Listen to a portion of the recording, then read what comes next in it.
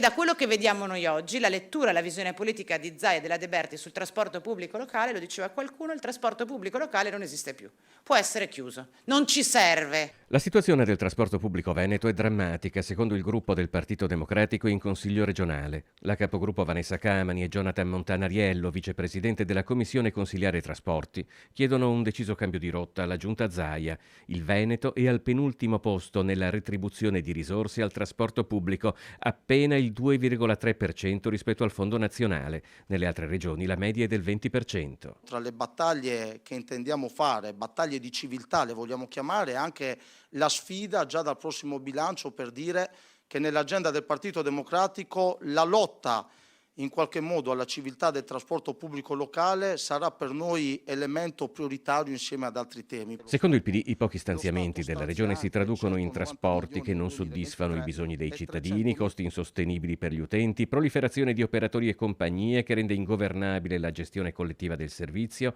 e graduale inadeguatezza del parco mezzi, oltre alla fuga dei lavoratori, testimoniata dai sindacati di settore presenti in sala. Dal 2019 in poi a pagarne le conseguenze è stato il costo del lavoro, sono stati i lavoratori, abbiamo perso lavoratori, abbiamo perso servizi, lavoriamo in condizioni sempre più difficili. L'esempio più emblematico è il fatto che tutte le aziende del trasporto in Italia hanno difficoltà a trovare autisti o personale che voglia venire ancora a lavorare in questa azienda. Trovo surreale che si spendano tante parole per la possibilità di prenotare i biglietti con WhatsApp. Non è questo il problema del trasporto pubblico locale veneziano, è la possibilità di muoversi, di accedere alla salute, le cose che diceva il consigliere Montanariello, la possibilità di raggiungere le strutture ospedaliere